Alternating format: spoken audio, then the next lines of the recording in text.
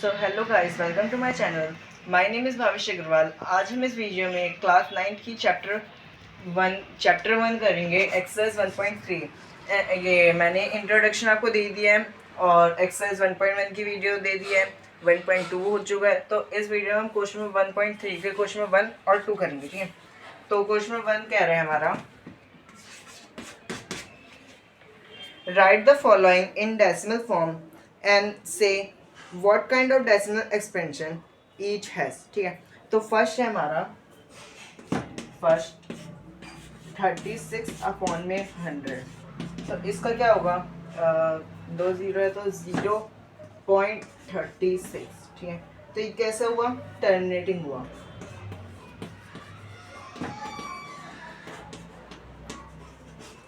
अच्छा, आपको एक चीज ध्यान रखनी है कि इसमें ज्यादा करके क्या होगा, तीन ही तो ऑप्शन है हमारे पास, या तो टर्मिनेटिंग होगा नंबर, या नॉन टर्मिनेटिंग होगा, या नॉन टर्मिनेटिंग रिकरिंग होगा। ठीक है, तो अब सेकंड आता है हमारा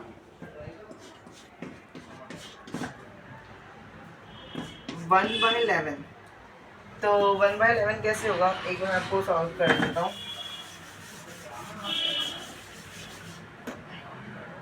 क्वेश्चन नंबर 1 का सेकंड पार्ट है 1/11। ठीक, तो 1/11 का होगा 11 अपॉन में 1, तो 0 लगाने पड़ेंगे हमारे को। ठीक है, तो 99 तो अब आपने देखा होगा 0.9 के बाद बार लग जाएगा। क्यों? क्योंकि अब ये सेम प्रोसेस अब रिपीट होते जा रहा है, 0.99 0.99999। तो ये कैसे होगा, नॉन टर्मिनेटिंग रिएक्टिंग। ठीक है, तो अब थर्ड पार्ट क्या आता है हमारा,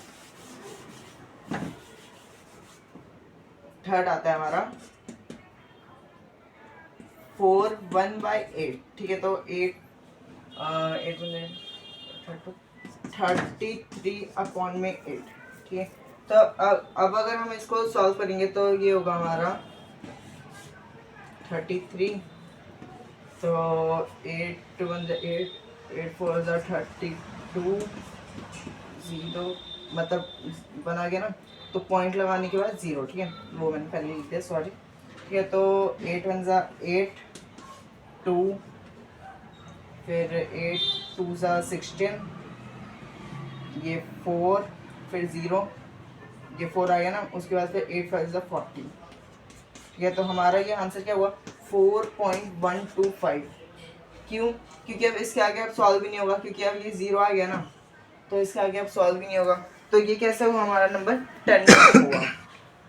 ठीक है, उसके बाद थर्ड आता है हमारा, थर्ड 3/13।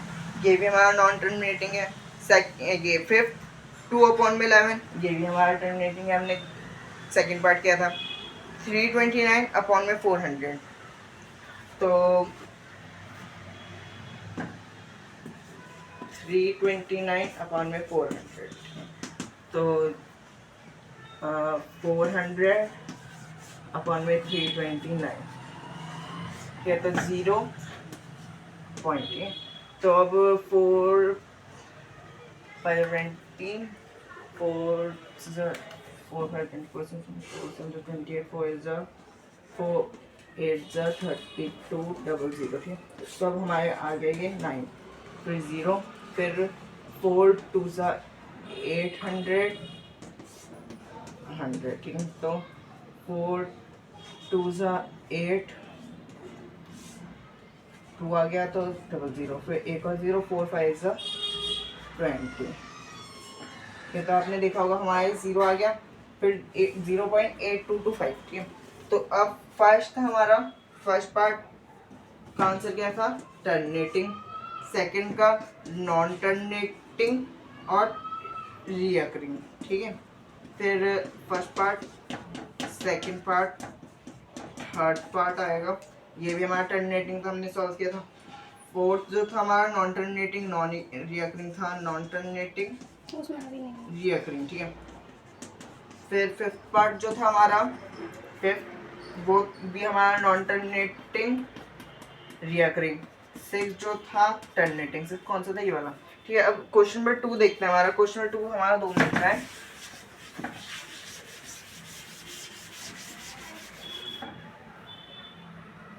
क्वेश्चन नंबर 2, ठीक है। तो क्वेश्चन नंबर 2 क्या कह रहा है हमारा, you know that 1/7 equals to 0.142857 बार, ठीक है। Can you predict that the decimal expansion of 2/7, 3/7, 4/7, 5/7, 6/7 are without actual doing the long division। मतलब लॉन्ग डिवीजन कैसा, मतलब जब भी हम लोग कर रहे थे कि नंबर लिख दिया, उसके बाद जो जो आंसर आ रहा है वो हमने लिख दिया, वो कुछ भी हमें नहीं करना है, सीधा हमें आंसर बताने क्या होगा बिना एनी डिवीजन मेथड, ठीक है।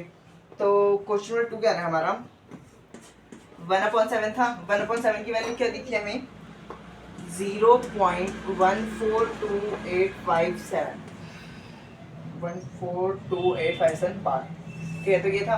तो अब हमारे को 2/7, 3/7, मतलब 2/7,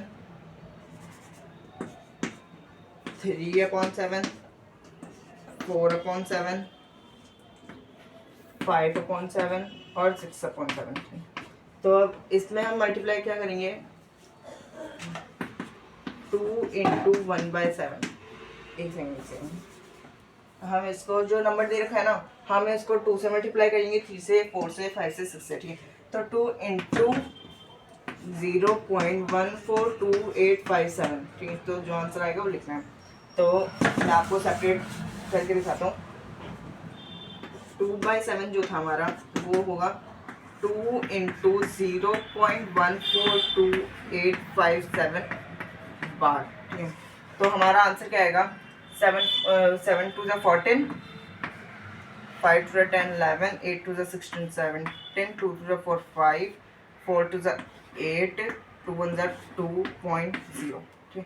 तो हमारा 2/7 को डिवाइड करेंगे तो हमारा आंसर क्या आएगा, 0.285714 बार, ठीक है।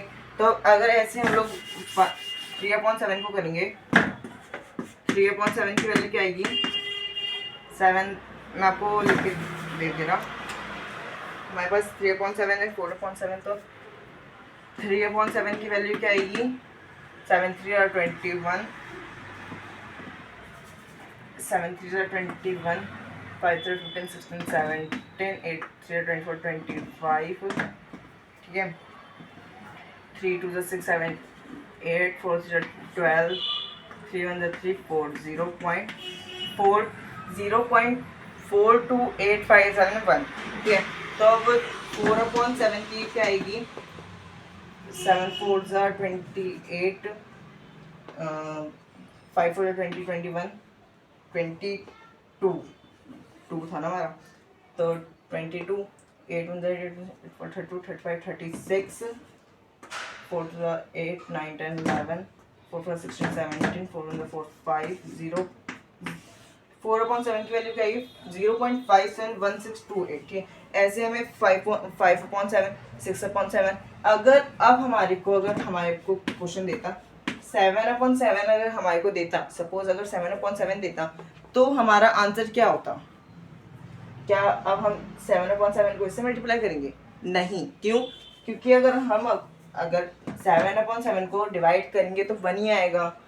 हमारे को 2 3 4 5 6 तक की दे रखा था, 7/7 को देता, और अगर 7 से मल्टीप्लाई कर देना इसको, तो आपका आंसर गलत हो जाता, क्योंकि अगर आप इसको मल्टीप्लाई करोगे, डिवाइड करोगे ना, तो 1 ही आएगा, 7 1 7, तो 1 ही आएगा। ये नहीं कि कहते आपने इसमें तो आपको दे रखा था 3/7, 4/7, 5/7, 6/7, डिवाइड नहीं हो सकता था 7 से, लेकिन 7/7 तो डिवाइड हो सकता है ना, इसलिए हम 7 को मल्टीप्लाई नहीं करेंगे। सो गाइस, अगर आपको वीडियो अच्छी लगी हो तो please like share and subscribe my channel, and thank you.